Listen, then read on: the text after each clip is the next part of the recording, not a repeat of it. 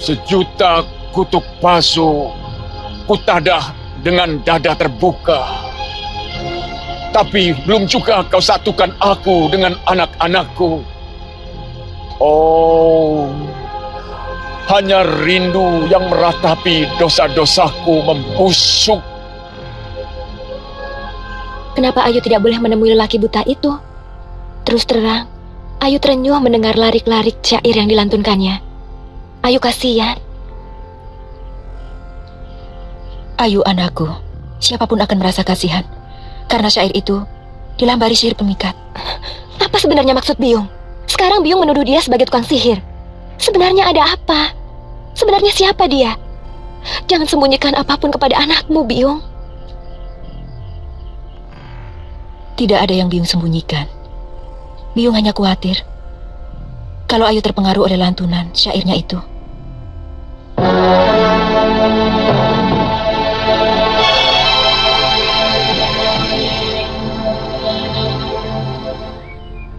Kamu punya bapak. Anak kambing pun punya bapak. Anak kerbau, anak menjangan, semuanya pasti punya bapak yang menitiskan keturunannya. Tapi aku tidak. Entah di mana ayahku. Nini sudah menanyakannya kepada Nyai Paricara. Biung tidak pernah mau mengatakannya.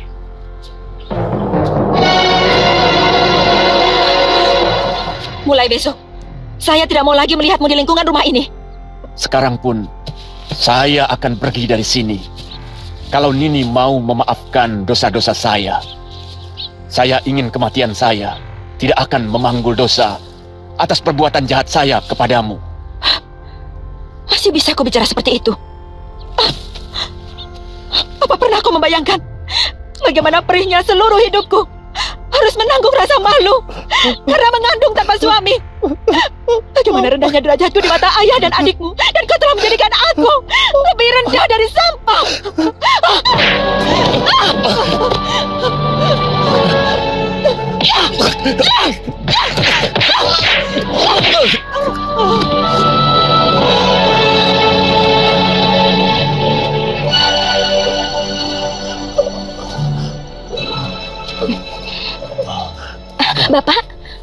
Bapak kenapa? Bapak kesandung, Dok. Maklum, orang buta. Saya mintakan obat sama Biung Mesin ya, Pak? Biung? Iya. Kenapa, Pak? Tidak apa-apa. Saya kira Nyai Paricara tidak punya anak. Saya memang baru beberapa hari di sini. Sebentar ya, Pak. Saya ambilkan obat.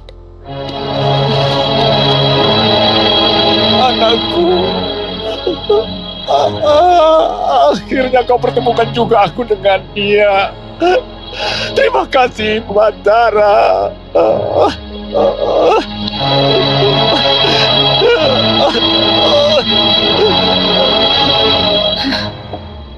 Orang buta itu memang memuakan. Sudah tahu matanya buta, tapi tidak pernah tahu diri. Sudah beberapa kali dia jatuh dan juga terluka.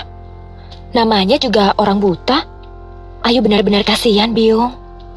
Ayu membayangkan seandainya Bapak Ayu buta seperti dia.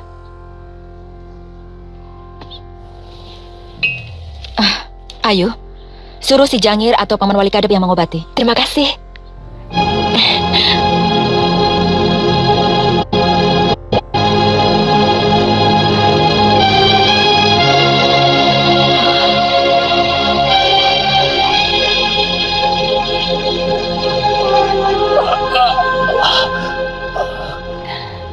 Perih, Pak? Iya. Tapi lebih perih lagi hati saya. Hati? Kalau anak saya hidup, pasti dia sudah sebesar kamu.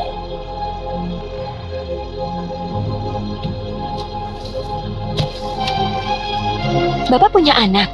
Ya, 2 orang. Yang satu lelaki, yang satu lagi Bapak tidak tahu. Karena Bapak berpisah dengan wanita yang mengandung anak Bapak. Siapa wanita itu, Bapak? Dia seorang wanita yang sangat cantik dan berbudi luhur. Kulitnya langsat karena dia berasal dari negeri seberang. Siapa namanya? Nini. Ayu? Ayu? Iya, Yung. Saya dipanggil Biung, Pak. Mudah-mudahan luka Bapak cepat sembuh. Terima kasih, Induk.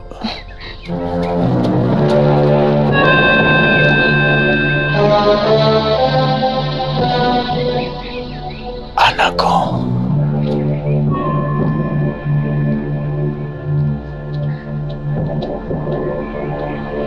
Biung kenapa? Pusing? Biung kekurangan jamur hitam dan juga kayu secang. Apakah Ayu bisa mencarikannya di hutan? Tapi Ayu tidak tahu tempatnya di mana, Biung. Kau bisa pergi dengan Jangir. Bagaimanapun juga kau harus belajar tahu tentang obat-obatan supaya kau bisa membantu Biung nantinya. Jangir? Iya, Nyai.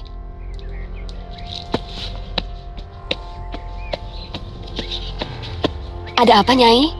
Jangir, temani Ayu Wandira mencari jamur hitam dan kayu secang di hutan. Kamu siapkan keranjangnya ya? Iya, mari.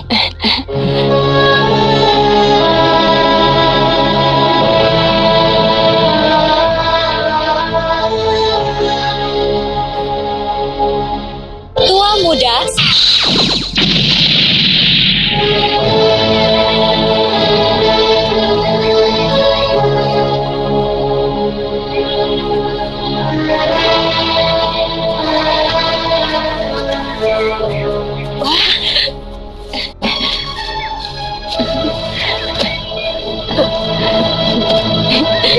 Banyak ya?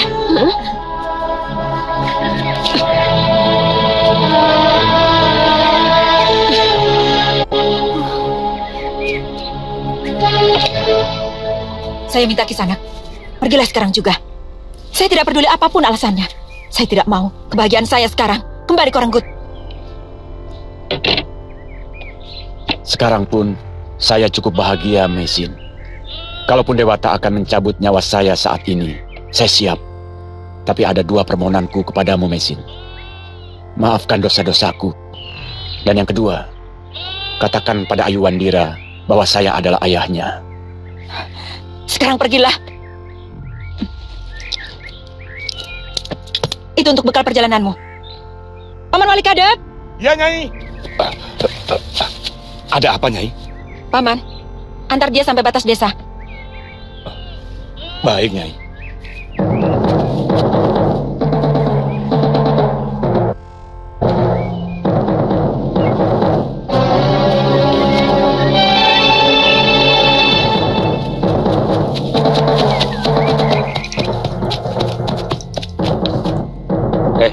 Lihat, gadis kampung itu lumayan juga.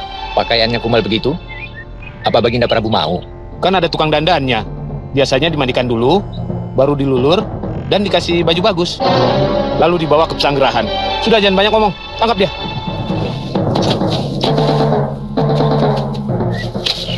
Mau apa kalian?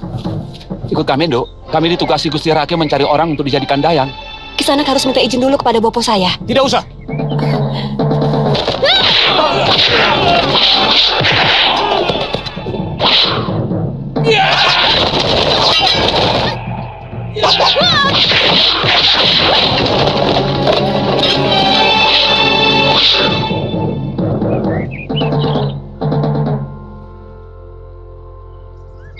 Nini sudah membunuh mereka.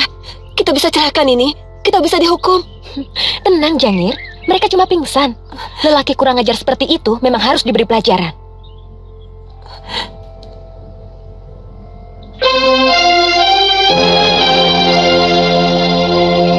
Kucium wangi kayu cendana di antara semerbak wewangian bunga. Satu-satu porok dosaku mengering sudah. Satu-satu bayangan masa datang kembali terasa benderang. Bukulun, terima kasih. Saya tidak sangka, ternyata Nini bisa silat. Kata Bopo, Nyai Paricara juga ahli ilmu kanuragan. Sekedar untuk menjaga diri, ilmu silat itu perlu. Saya tidak bisa membayangkan Nini kalau Nini tidak menolong saya. Oh ya? Iya.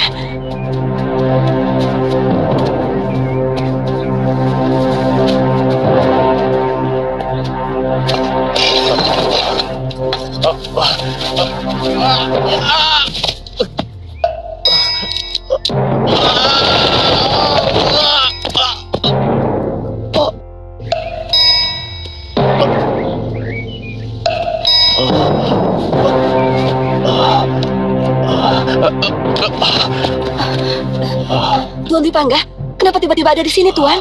Cepat, bantu aku mengangkat dia.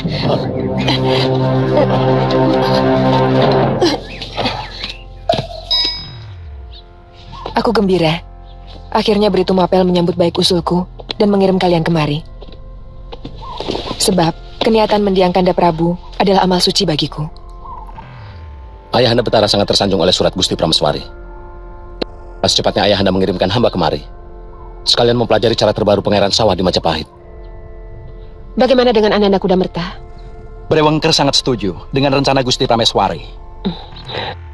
Kamu sendiri? Kecantikan Dinda Diah Wiyat Raja Dewi masyhur sampai ke pelosok-pelosok desa di Wengker.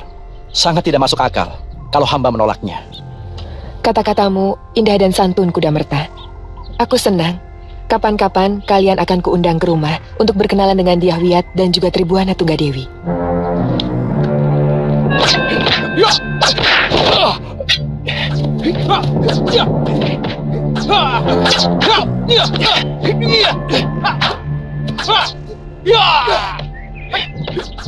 Siapa mereka, Rakuti?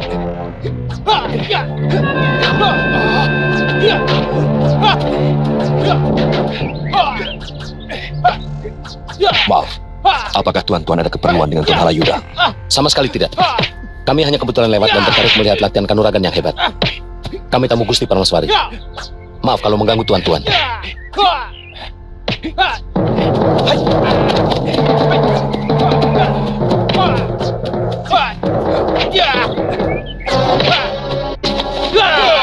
Siapa? Tamu Gusti Prameswari.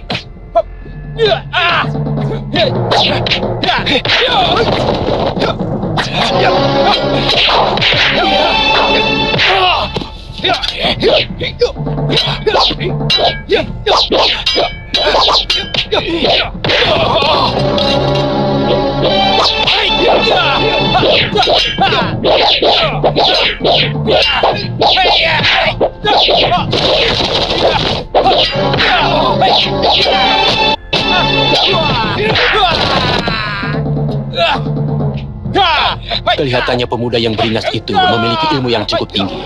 Rakuti, coba kehebatannya. Baik, Tuan.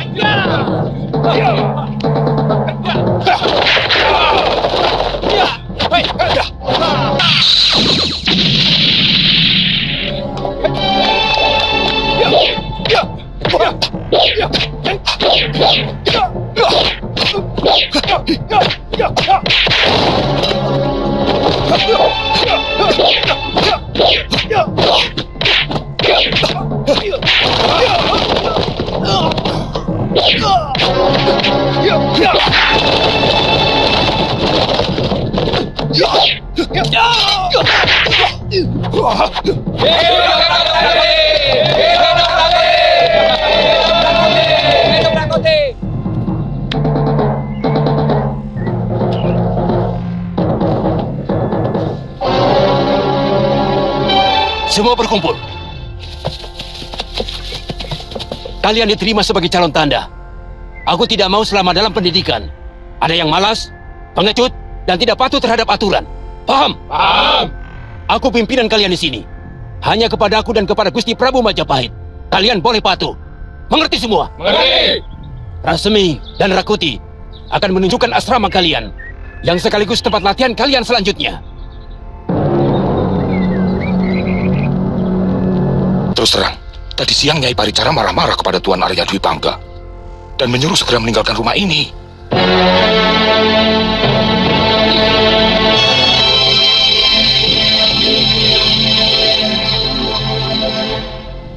Ayo Andira, ada apa? Ternyata Biyung membohongi saya. Itu sebabnya kenapa Paman Dwi Pangga pergi dan akhirnya terperosok ke dalam jurang. Kenapa Biyung membohongi saya bahwa dia yang berkeras ingin pergi dari sini? Biyung cuma mengingatkan dia kalau dia sudah terlalu lama tinggal di sini. Itu sama saja mengusir dia. Tuan rumah berhak menyuruh tamunya pergi kapan saja.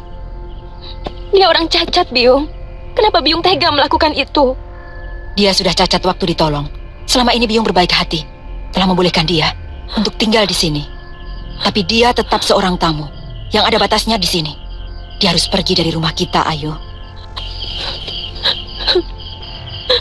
Biyung kejam.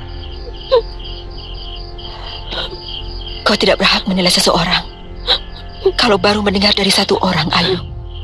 Tidak adil kalau kau menuduh Biyung kejam tanpa menanyakan apa sebabnya. Apakah kau tahu, Ayu? Lelaki itu sebenarnya telah menyengsarakan hidup Biyung.